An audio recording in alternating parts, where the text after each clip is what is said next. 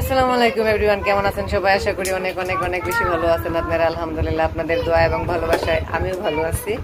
তো এই যে দেখেন, এখন বিকাল হয়ে গেছে 3টা। তো সকালের দিকটা আমি একটা রিলসও বানাইনি, তার কারণ হচ্ছে আজকে একটু যাবো নগাঁও যাবো হলো মূলত মেলা দেখতে। তো আমাদের এখান থেকে নগাঁও নেহেরুয়ালি খুব ভালো মেলা হয়, আপনারা সবাই জানেন। কারা কারা মেলা দেখতে পছন্দ করেন অবশ্যই নিচে কমেন্ট করে জানাবেন। তো এই যে আমি দেখেন টুকিটাকি রেডি হইতেছি, এখনো ওই মেলার জন্য রেডি হইনি, এখনো রেডি হয়েছি, জাস্ট কয়টা রিলস বানাবো। তো দেখা যাচ্ছে যে 2-3 দিন যাবত রিলস বানাইনি, তো আগের রিলসগুলাই আপলোড দিতেছি। আর একটা কথা হলো যে আপনারা লাইভেও আসতে পারতাছি না, তো এখন ভাবলাম যে কয়টা রিলস বানাই, একটু লাইভও আসবো। তারপরে সন্ধ্যার দিকটা দেখা যায়, সন্ধ্যার আজানের পরে ওই মেলার জন্য রওনা হব।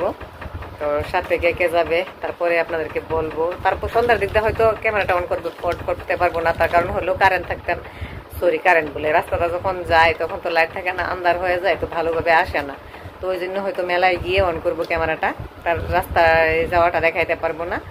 তো আলহামদুলিল্লাহ চেষ্টা করবো যতটুকু পারি আপনাদেরকে দেখাইতে, আর যদি না পারি সেটা তো আর বলার নাই। তো এই আর কি বলার ছিল। তো এখন চলে যাইতেছি রিলস বানানোর জন্য। তো আপনারা সবাই ব্লগটা দেখতে থাকুন। আশা করি রিলস বানানোর জায়গায় তো এখানে বানাবো কয়টা রিলস। তো এখানেই বানাই, অবশ্য রোদ থাকে না, যে দেখেন কত সুন্দর বাতাস। তো এখানে অবশ্য বানাইতে ভালোই লাগে, আর এই দিকটা প্রচণ্ড রোদ, তো যার জন্য যাইতে পারি না। রোদ্রে ভারলি জন্য এখন কেমন লাগে জানেন।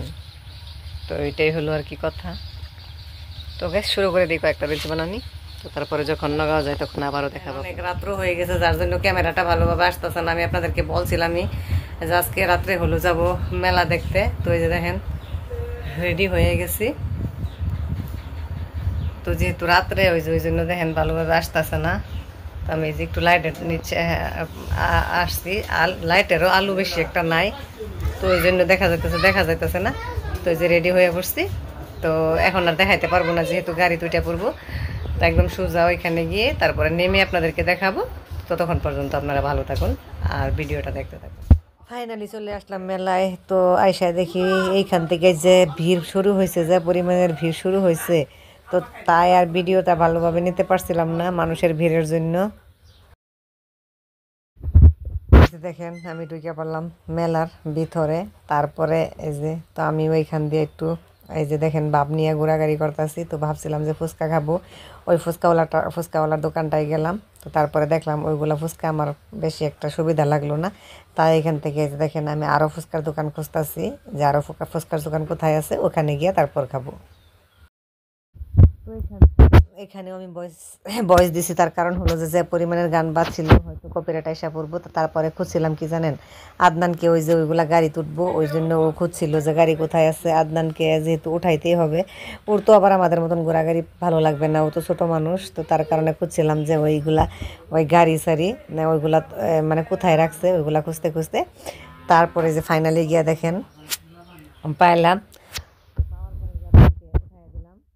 তো এখানে আমি আদনানকে উঠাই নিয়ে ভাবতেছিলাম যে দাঁড়ায় থেকে কি লাভ, তো একটু ফুটেজ নেই। তো তাই যে আদনানের ফুটেজ নিয়েছিলাম। ওই যে দেখেন এই যে এটাতেই হলো আদনান বসে রয়েছে, এই যে দেখেন ভিতরে, এই যে দেখেন আন্ধার হয়ে গেছে তো রাত্রে, ওই জন্য ভালোভাবে দেখা যাচ্ছিল না। আরও ছোটো ছোটো পোলাপান ছিল, ওইগুলা ওরাও মানে দুষ্টামি ফাইজলামি করতেছিল। অ্যাকচুয়ালি ভালোই লাগতেছিল, আর আমার মনে হচ্ছিল আরে আমি কেন ছোট হলাম না, বড় কেন হলাম। ছোট থাকলে তো আমি উঠতে পারতাম, তো আমাদেরকে তো আর উঠাবে না।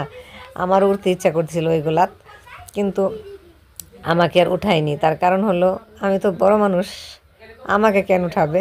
তো তারপরে দাঁড়ায় দাঁড়ায় একটু ফুটেজ নিলাম। তো আবার এই দিকটা সন্ধ্যাও হয়ে যাচ্ছিল। তারপরে ওই যে কেনাকাটার জন্য আমরা বেলেগ দোকানে গেলাম। তো এই যে দেখেন, তো ভাবলাম যে আদনানের এই যে গাড়ি গুড়ি কিছু একটা তো কিনবো, বাচ্চা পোলাপান যেহেতু। তো তারপরে এই যে আইসা পড়লাম এই দোকানের দিক দিয়ে। এখানে দেখেন এটা হলো লটারি। তারপরে যে নেক্সট দোকান, এই দোকানটায় এত বস্তুর দাম ছিল। এই যে দেখেন কসমেটিক মেয়েদের কত সুন্দর সুন্দর। তারপরে আইসা পড়লাম এই যে চিত্রহারের, ভাবলাম যে চিত্রহার দেখে যায়, কারণ মেলাত গেলে আমার চিত্রহারটা খুবই ভালো লাগে।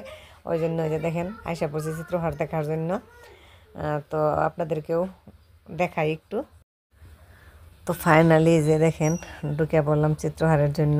তো সরি, আপনাদেরকে গানটা তো শোনাইতে পারছিলাম না, কারণ হলো যে কপিরাইট আইসা পড়তে পারে।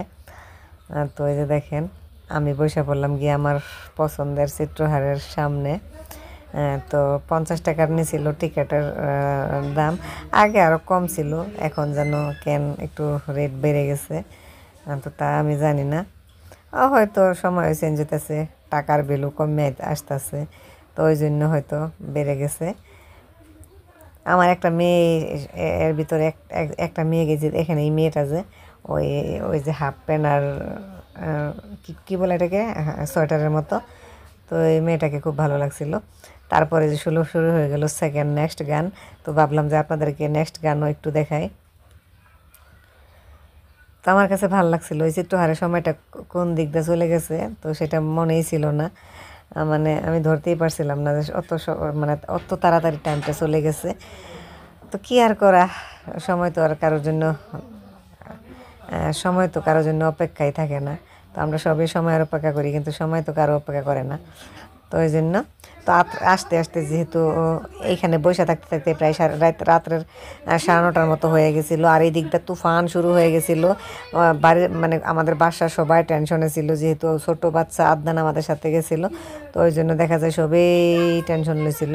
আর আমার সামনে যেহেতু আরেকজন দাদা বসা ছিল, ওই ওই ওই লোকটার জন্য মানে আমি মানে ভালোভাবে ভিডিওটা নিতে পারছিলাম না। তো ওই লোকটার মাথাটা একটু উঁচু ছিল, মানে আমি তো পিছন সাইডে বসছিলাম, তো ওই জন্য মানে আর কি ভালোভাবে নিতে পারছিলাম না। যে দেখছেন মাথাটা একটু বড় পরে আইসা পরে, তো এই যে আরেকজন বসে আমার সামনে, এই দুইজনের জন্য মানে আমার খুবই প্রবলেম হয়েছিল। ওইটা আপনাদেরকে মানে কি আর বলবো, তাও ভাবলাম যে আসছি যদি আপনাদেরকে একটু একটু দেখাই, তো ওই জন্য মানে একটু একটু আর কি ভিডিওটা করা। তো এখন যেহেতু চিত্রহার শেষের দিকে শেষের টাইম, তো বেরোয় পড়বো, তো তাই ভাবলাম যে একটু ফুটেজ নিয়ে নিই, আপনাদেরকেও দেখাবো, আপনারাও তো বাড়িতে বসে বসে দেখতে পারবেন, ওই জন্য আর কি নিলাম। তো যখন বের হব আবার তখন দেখাবো আপনাদেরকে।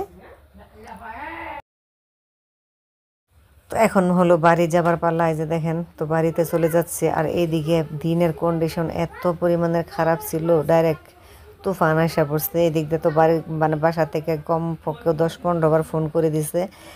আর আব্বু বলতেছে যে কেমনে আসবি। সত্যি সত্যি আমরা যখন গাড়িতে উঠছিলাম তখন এত পরিমাণে তুফান দিছিল, আমাদের সবারই ভয় লেগে গেছিল, যেহেতু আদনান সাথে ছিল। আর রাস্তায় যত সুপারি গাছ ছিল, বড় বড় গাছ ছিল, সব ভেঙে ভেঙে পড়ছে। হ্যাঁ, আমাদের আসা এরকম মুশকিল হয়েছে। তারপরে আল্লাহ আল্লাহ করে আল্লাহর নাম নিয়ে তো যাই হোক ভালোই মানে বাসায় আসা পৌঁছিলাম। এটাতে আল্লাহর কাছে লাখ লাখ শুক্রিয়া আদায় করছি যে আল্লাহ তো আমাদেরকে কোনো বিপদও ফেলায়নি। তো ফ্রেন্ডস, আজকের ভিডিওটা কেমন লাগলো অবশ্যই কমেন্ট করে বলবেন, আর যদি ভালো লাগে প্লিজ একটা লাইক করে দিবেন।